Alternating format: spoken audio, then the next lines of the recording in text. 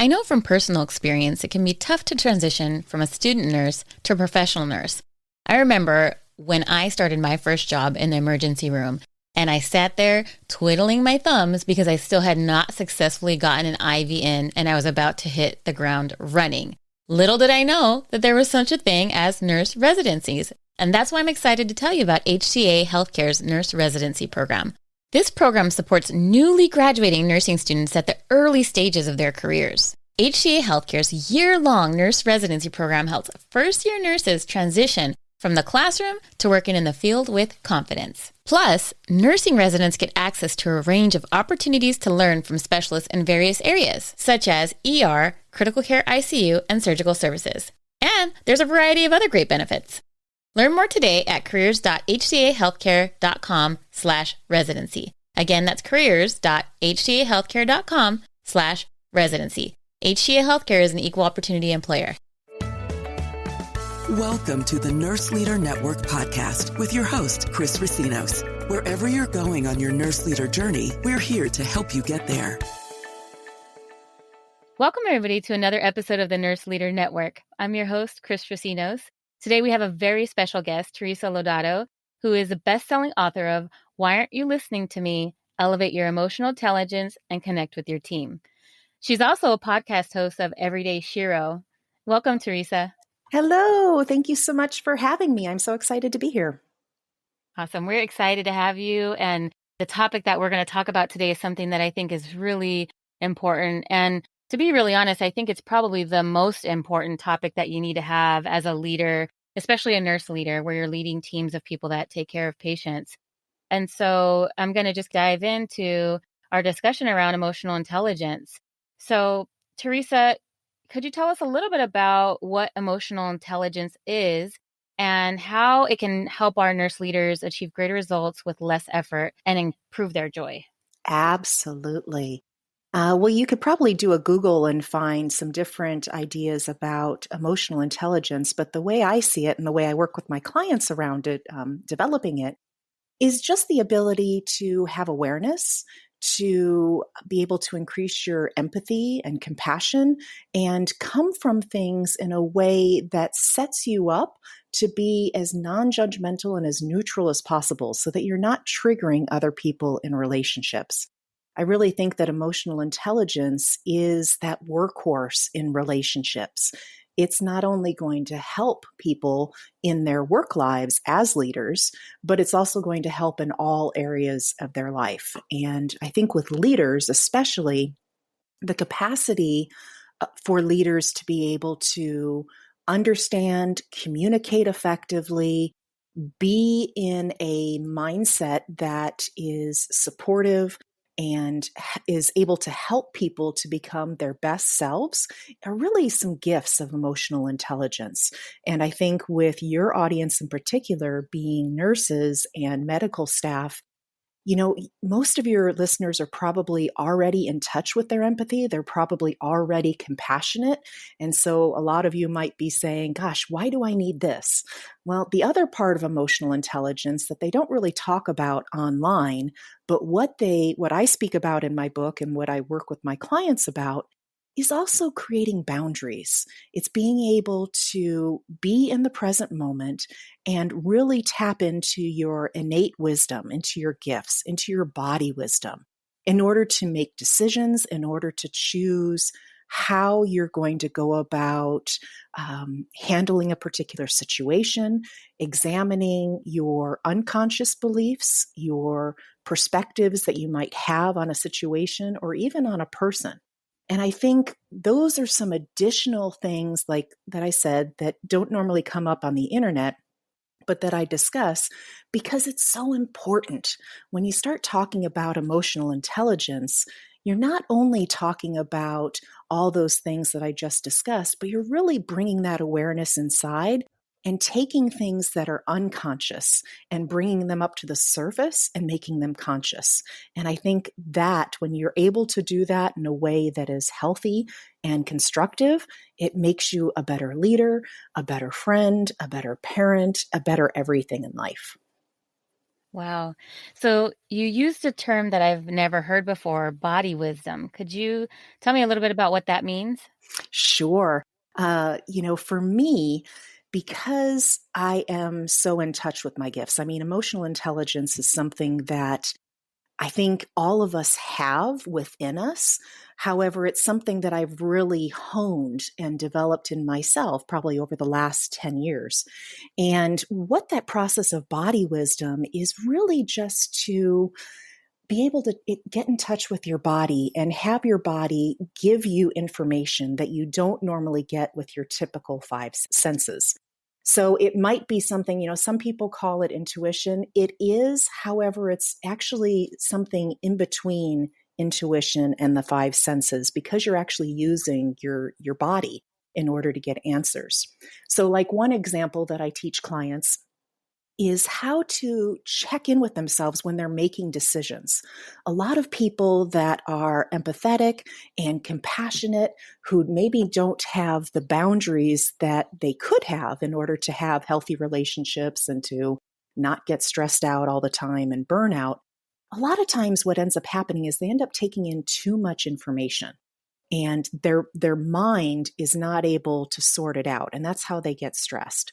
When you learn skills of body wisdom, what you're able to do is in that present moment, check in with your body because your body has so many different ways to interpret information. It's constantly collecting information, and our brain is only using a small portion of it. But the skill for body wisdom is to tap in. And if you feel like something is coming, or if your body feels like something is coming from a place of fear, or if it's coming from a place that is let's use an example of something that your body would be saying no to. So it could be maybe you're allergic to a food. And if you were to get into a place where you develop the relationship with yourself and you have very strong body wisdom, you could check in with yourself and think, is this food going to be healthy for me to consume? And what your body will do when there's a no answer is that you'll actually feel a contraction in your body. You might feel tighter muscles. You might feel, your stomach contract, or you might feel kind of a contraction in your chest. You might notice that your hands are forming a fist instead of being open and relaxed. All of those are indicators, and everyone's different, by the way. So you have to learn your own indicators, but all of that gives you information. So if you were to, using that example of a food allergy, if you were to be presented with something and you don't know if your allergic food is in it, there's actually a way your body knows. Your body is able to sense that and it'll shut down. It'll give that protection mode. That actually comes from the part of our brain that people refer to as the lizard brain. The amygdala, that's the portion of the brain that is constantly, it's basically trying to protect your body. It's trying to keep you safe. And so when those contractions come into play, that's the amygdala that is responding to it. On the flip side, if something is a yes in your body, if it's healthy for you, or if the answer that you're seeking is something that is a yes, typically you'll feel lighter, you'll feel more expansive, you'll just you might have more senses of joy and ease. With the contraction, like I said, it's tightness. It could also be heaviness for that. So that's just one tool in body wisdom that I work with people on, just so that you can learn to trust your body. And also as you do that, you learn that you're able to actually trust other people as well, because your body will signal to you. Yeah, I think with a lot of people, and I can raise my hand on this one, sometimes you'll recognize it when it's too late. So maybe I'll realize that my body will start clenching up when I've already started to make a face, or when I've already, dismissed like, okay, I'm going to tune out because this is just not something that I'm in agreement with. So, in that aspect, for those of us who are practicing body wisdom and really just trying to get in tune with our body language and making sure that we remain emotionally intelligent, do you have any advice or suggestions around recognizing it early? Absolutely. Well, I think what happens with most people, and I've been this person in the past, and if I'm not aware or conscious of it, I can slip pretty easily into it. But most people, it's like, imagine you are a car driving down a freeway and you're going 100 miles an hour.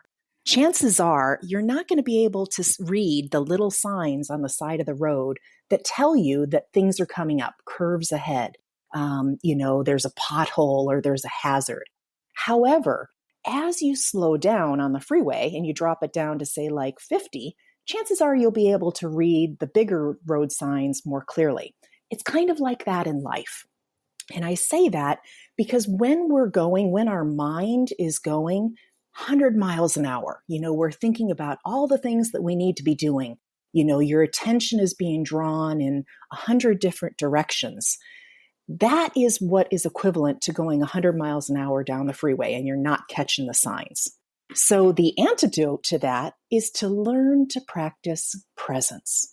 And there's a great book by Eckhart Tolle. It's called The Power of Now. It's probably been out for a good 10 years, if not a little bit more. But in it, he really talks about the power of now and how the implications in your life. If you haven't read it, strongly, strongly recommend that you do. But the premise of it is that you just learn to be present. It doesn't take, meditating or transcendental meditation. All it takes is being aware of what's going on in the present moment. So right now, I'm aware that I have earbuds that are coming, that are attached to my ears and that are attached to the computer. I can focus my attention on my ears and I can actually feel them in my ears. I can feel the weight of them. If I were to be touching something right now, I would be putting my attention in my fingertips. And if I touch my desk, I can feel that it's smooth and it's kind of cool. That's bringing my awareness into the present moment. And it's just a practice that we can do. It's something that you can do as you do dishes, just focus on, maybe the temperature of the water or the slipperiness of the soap. If you're driving, you're focusing on your hands on the steering wheel, whether it's leather wrapped or another material. Is it hot? Is it cold? All of those things are bringing attention into the body. And so you're using the body to interpret the information that's in the present moment. Another fabulous one that you can do anywhere is just to breathe. And there's a very specific way that I like to encourage my clients to breathe. And that's one that will activate the vagus nerve. And the vagus nerve runs through your body. I'm sure all your nurses and medical staff already know this, but it actually helps to calm. If you can calm the vagus nerve, you can actually decrease pain. You can reduce the stress response, all of those things. And there's a breathing technique. And how it works is you breathe for 4 counts in through your nose, and then you can pause, and then you breathe out through your mouth for 5 to 7 counts. And so if you do that, even if you just run through it once, but if you run through it like 3 times, there is a huge amount of just relaxation that comes over your body. It's like pressing that magic button for, the easy button. It's like pressing the easy button on your body just by breathing in deeply and allowing your body to relax. And, I know that nurses especially are very busy running around, especially if they're ER nurses or trauma nurses. And oftentimes they don't have time to be focusing on lots of different things. But if you can put into practice the idea of, when you pick something up, just kind of focusing for a moment on what that feels like in your hand. Or if you can take a few minutes when you're working with a patient who's maybe in a lot of pain and they're having difficulty, they're stressing out, maybe they're stressing out other patients. You yourself can use that breathing technique, and you can also encourage the patient to use that breathing technique. Just invite them to do the breathing through their nose as best they can and out through their mouth to your counts, and that will also help to calm them down so that you can go about and do your job. That's excellent. It brings me back to my time at the Veterans Administration. We had patients that would come in and their blood pressure would be elevated. And so we would do this type of breathing with them, sometimes along with acupressure, and their Mhm. blood pressure would immediately drop and go down. Absolutely. So, I mean, I've seen what you're talking about in practice, especially with our patients, and it's amazing. Yeah, yeah, it's such a incredible tool. It's like all of these things that I've learned over my life, and I discuss with other healers, whether they're from the Western or the Eastern traditions. And, we all get together and we say, gosh, this is the kind of stuff they should be teaching in school. This is the kind of stuff that they should be teaching these young kids instead of necessarily putting them just willy-nilly on some kind of medication, teaching them tools that they can use. And then, of course, if they need medication, by all means, do it. But, there's so many people that are really quick to just go to that quick fix instead of taking the responsibility themselves and doing it themselves. And I think that's actually another aspect of emotional intelligence is really taking responsibility for yourself instead of blaming someone else or asking someone else to, take care of you or to do things for you in lots of different ways. Being able to take that upon yourself, and instead of blaming others, you're saying, okay, where can I improve? What can I do? What in this given situation? Where was the opportunity for me? What could I have done differently in order to change the outcome of the situation? And being able to have that awareness, being able to have several tools to enable you to increase that awareness, to get in deeper relationship with yourself. It's just such a powerful thing that's so easy to do. It doesn't cost any money. Yeah, I agree with you. And so it makes me think about, if we recognize these things, there's these tools that we could utilize. But what do you think? Because I'm sure my listeners, I'm sure you, I know I have experienced folks that are just kind of clueless on the emotional intelligence spectrum. And so let's say we have somebody who on our team needs some improvement around emotional intelligence. We're helping trying to develop them, or let's say we don't even realize in ourselves that we have a lack of awareness around emotional intelligence. Are there any steps or any ways that we could discover or help another person discover where they're at on the emotional intelligence scale and how to improve it? Yeah, that's actually an interesting thing. One side note that comes up in my mind is I'm actually working on a quiz that people can complete, 5 to 7 questions that kind of let them know where they fall on the emotional intelligence scale. But more importantly, in the moment, you can first work, I think, every relationship. I've been a relationship coach for quite a few years now. Every relationship begins with yourself. And so I think, especially in this situation, being able to embody, to model the emotional intelligence, being able to be present, when you do that, number one, you recognize even if someone else that you're interacting with is not emotionally intelligent or not as emotionally intelligent, just the practice of you being present and being as emotionally intelligent as you can possibly be gives you the best opportunity to not trigger the other person. And so when you trigger someone else or when someone else gets triggered, that's typically when things start to escalate. So if someone is angered or is already frustrated and you trigger them, then of course they can, get farther along in their anger spectrum or become harmful to themselves or to others. When you are in a place of presence and you're aware, it's almost as if time slows down and you're able to see. And not only are you able to see what may potentially trigger someone so that you can make the choice to avoid it, but oftentimes, the better you get at this, you're able to see what is underlying. So they may be talking about how angry they are, about not getting help. They're in a lot of pain, and they're very angry that you're not taking care of their pain right in this moment. You might notice, if you're present, that there's actually something of fear or of insecurity or a deeper emotion, because those emotions that we show at the surface aren't necessarily what the core emotion is in our being. And so that's kind of an example with patients. But if you're looking to develop emotional intelligence with your team, so say you're leading a team of people and there's somebody who's not as emotionally intelligent, you could take a step with, let's say, person A, your direct report, somebody who's a staff that is reporting to you.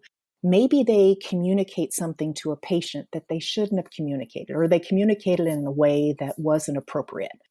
And you want to teach them ways to bring more awareness to themselves so that they don't blurt out things that are inappropriate. So number one, you model it. But number two, you help them to realize, you help them to develop presence themselves. And then you can work with them on communication styles. So that's another thing that I discuss in my book is I've come up with 4 different personality types. And they're kind of a amalgamation of multiple personality types out there in the world. However, the thing about my personality types is I take it a step further. I not only tell you how to recognize the type, but then I also go into explaining to you whether that type is in a conscious manner and how to recognize that, or whether it's kind of the unconscious form, somebody that's working from a place that doesn't have a lot of awareness. So for example, the 4 types are leader, spokesperson, researcher, and collaborator. So let's say, for example, that the leader type, and that, by the way, leader type does not necessarily mean that's your job. That's just how you express yourself. So it's kind of like, it's who you are at the core of your being. Your job, being a leader or being an employee is more of a costume or a role. It has absolutely nothing to do with these personality types. So if we were to say that there's a person who exhibits a leader personality type, this person is going to be very driven, very focused. They're going to be really concerned about the result. They're going to be someone who is very good at telling people. People who are leaders and that are conscious leaders are people that lead from the heart. So they're really thinking about the big picture. They're thinking about how it's going to affect the entire team. They're thinking about the results. So when they're thinking about their team, they're not thinking about the people, but they're thinking about the resources that the team has. And they're thinking about the results that they want to get. And so when conscious leaders are in place, they're the people that everyone goes, man, I love my boss. Man, I love my employee. I can count on them for getting things done. They get things done quickly. They get things done professionally. They're heart-centered, and they really care about the end result and making it the best possible for everyone. Okay, that's a conscious leader. On the other side, the unconscious leader are people that are leading from a place of fear. And so an unconscious leader will be more manipulative, or maybe they'll be control freaks. They'll have to micromanage every single step of the job. If they give you a task and they say they want it done by Friday, an unconscious leader, chances are, is going to be checking up on you or telling you exactly how they want the job done. And if you don't follow it for those exact ways, then they're going to have problems with you. The awareness that you bring to not only recognizing what your own personality type is, but also the personality type of the people that you're working with, is that you can adapt your speech, your communication skills in a way so that it is well received. And, one way you can do that is if you recognize that someone on your team is a leader, what you want to do with them, whether they're conscious or unconscious, is you always want to go to them with a plan. You want to go to them with the answers. You don't want to go to them and say, gosh, I don't know what to do. Maybe we should do this. Maybe we should do that. No, with a leader personality type, you want to go to them and say, this is what needs to get done. This is how the outcome that I want to have done, and then tell them this is when I need it done by, and then let them do it, because that's going to be a lot more receptive. Leaders are they're very to the point. They don't want to chit chat. They don't want a committee to make a decision. They want one person to make the decision, them. And they may, if they want advice, they may talk with maybe a mentor of theirs or somebody that they really trust, but they're not going to, form a democracy in a committee and have everybody get together and vote. That's not what a leader is about.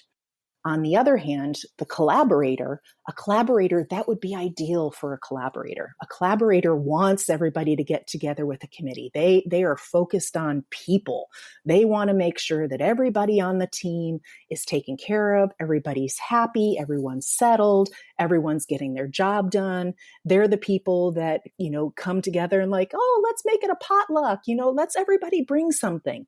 That's more of a collaborator type. But I don't want to get too in depth with the personality types. That's something that if you want more information, you can find in my book. But knowing your personality type and knowing the personality types of the people on your team allow you to structure your communication in a way so that people hear you and so that people, more importantly, feel heard by you. This reminds me of several years ago, I took a trip up to Alaska, and I was up there to participate in a conference that they have up there through the NUCA system of care. And that's one of the major health systems that they have up there. And while I was up there, they gave us a tour, which was awesome. They really talked about how the community was integrated into the healthcare setting.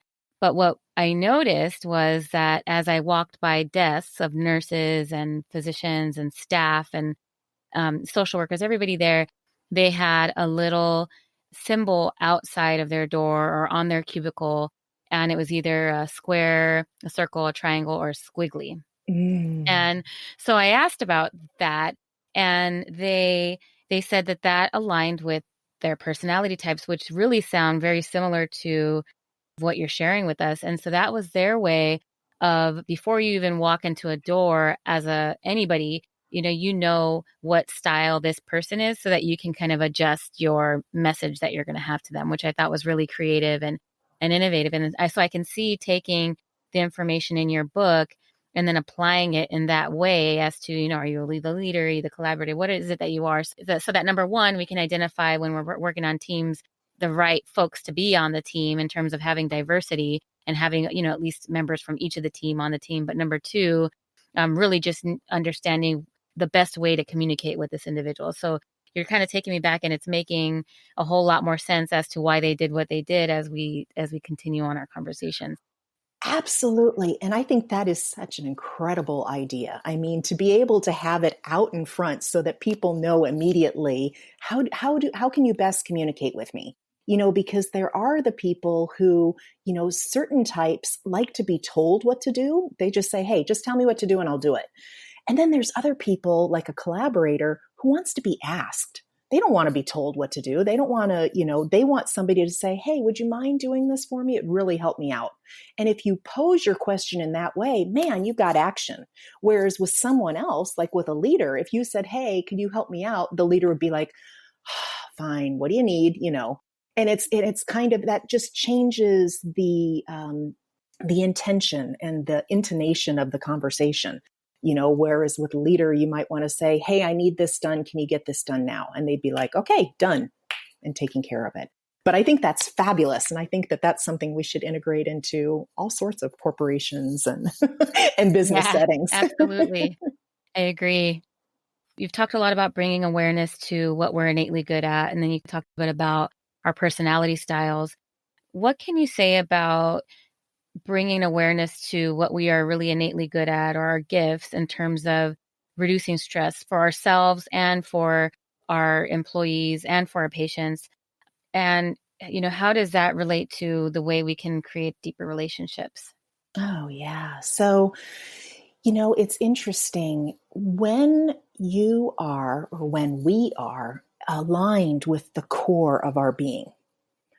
That's when our body is experiencing the least amount of resistance. It's experiencing the least amount of stress. So I like to describe in my book some qualities about masculine and feminine qualities. Masculine qualities are typically more about action. They're more about structure. They're more about form, rigidity. Feminine qualities, on the other hand, are things like flow and ease and playfulness and, water, a flow. And by the way, all of us, every single person has qualities of masculine and feminine within themselves. It's really just up to the individual and their past experiences, as well as what they're trying to do in their life. What I have noticed over the years of working with clients is that a lot of women in particular run a lot of masculine energy. And what I mean by that is that, let's take the example of a single mom. A single mom is going to have to not only have her feminine traits, but she's going to have to amp up her masculine values because she's in a role where she has to be more protective, where she has to perhaps earn the money, where she has to have a lot of structure in her life because she doesn't have the free time to relax and play. So women like that just as an example, can be utilizing a lot more of their masculine qualities rather than embracing their feminine qualities. And what ends up happening is that when women in particular do that, they're sending their bodies into a constant state of stress. And that's, the adrenal release of stress, the stress hormones, because that's not their natural way of being. And the best way to bring your body down, calm down all those stress release hormones is to, basically communicate with your body and let your body know that, hey, you're safe. You don't have to be running around in high gear at all times because that's what ends up burning out our system. It's kind of like an engine that gets overheated or that's constantly running hot. If you do that for a long enough time, that engine's going to break because it's not built to withstand that kind of heat, that kind of pressure. So when you get more in touch with your feminine qualities, the qualities of ease and flow and play and relaxation, that naturally calms your body down. It's so primal. It basically tells your body when you relax, when you breathe deeply, when you are able to play or have a playful attitude or to laugh, all of those things, those aren't things that are happening when you're running away from a tiger or you're, stressed out by something that's happening in your environment. Those are only things that come into play when you're relaxed. So your body naturally shuts down and starts saying, okay, we don't need to release all of those hormones into your system. So that's one way in order with health to just kind of recognize where you are. If you recognize that you're telling yourself or other people all the time that you should do this, that I need to do this, or if you're telling someone else, you need to do this, you should do this, those are some cues that talk about what kind of values you're probably holding.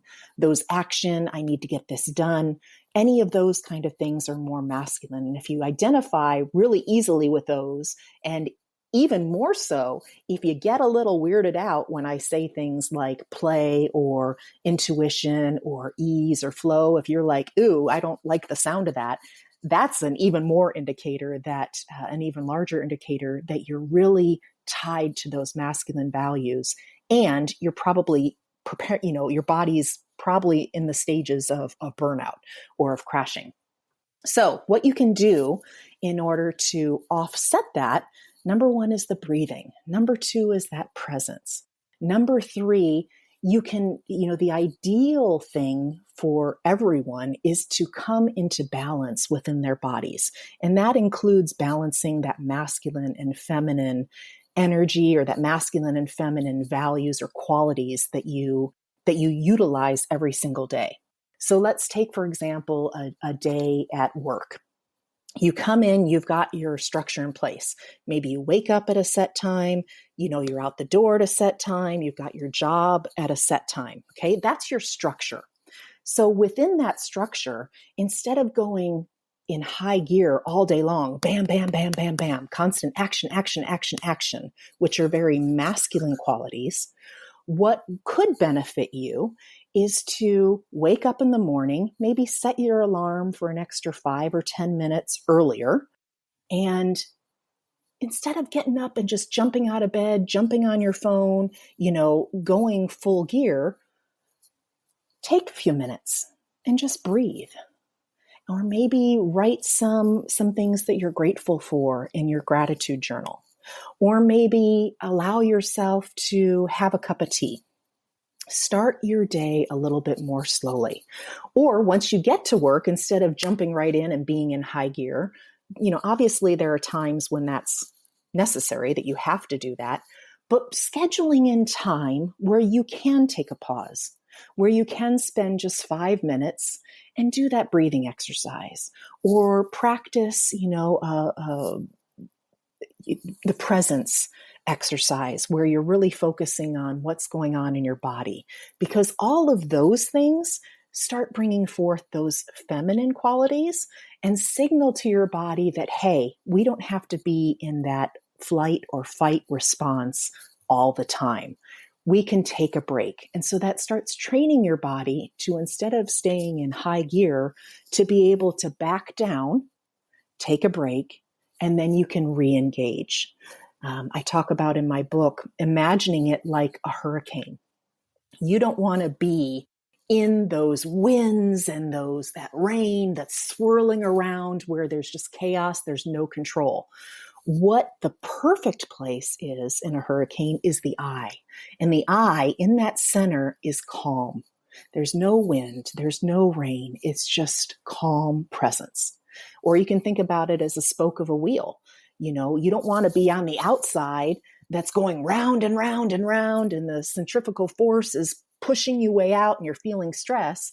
You want to be able to travel inward to where there really isn't any movement. There's just that calm. There's that awareness that things are going around and around you, but not within you. And so I think that as you start bringing your awareness to these tools, and also recognizing within yourself where you need to make adjustments, where you could squeeze something in that will start being a positive change. I mean, all these things that I'm talking about, you don't need to spend any money on. You don't need to spend hours in classes or get advanced degrees. These are all things that you can do right now. And it really just depends on how much you're willing to take the steps and make the changes that are going to change your life and allow you to continue doing the things that you love, or get back to doing the things that you love with a lot less effort and a lot more joy. Wow, that's completely powerful. We talk all the time about being emotionally intelligent and really being savvy when it comes to leading. And I think it's time for leaders to really look at where on their prioritization this comes. And so if we say we're emotionally intelligent, or we aim to be emotionally intelligent, and we can't make those 5 minutes time to practice being emotionally intelligent, how important is it really to you? So I think I'd like to challenge the listeners to really, tomorrow or today, if you're listening early in the morning, to really make 5 minutes and practice some of the tools that you learned on this podcast today, because, we need more emotionally intelligent leaders. We started the podcast by saying it's probably one of the most important skills you need as a leader. And so I want to just say this has been really amazing. Teresa, if folks want to find out more about you or more about your book, where can they go? Absolutely. They can go to my website, and that is www.teresa, teresalodato.com. And that's TERESA LOD as in dog, AT as in Tom, O.com.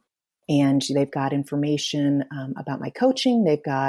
You can purchase my book on my website. There's lots of information in there. I also offer an 8-week online program that helps you to really develop these tools of emotional intelligence. Some of them are things that I mentioned today, but in my book, I go a lot more in depth. I actually give you in this program audios that you can listen to. And so if you're one of those people who has trouble turning off your monkey mind, if your mind is constantly going 100 miles an hour, and maybe you've tried meditating in the past and it hasn't quite worked, in this program, I've got audios that you follow that teach you how to really bring your awareness into your body and be able to make adjustments within your body so that you can be the very best person that you can be at all times. That sounds amazing. Well, Teresa, I just want to say thanks again. You have given us a priceless gift today. And so it was wonderful to have you on the show. Thank you so much. And thank you to all of your listeners for all the hard work you do. I know I've been in the emergency room plenty enough times and obviously have lots of relationships in the medical community, but what you guys all do is amazing. And we need you to be your very best people, your very best selves, so that you can do your job and not get burned out. I don't want to see you guys get burned out. I want you to be able to use all of your skills for the benefit of everyone. So thank you for everything. And thank you for having me on your show.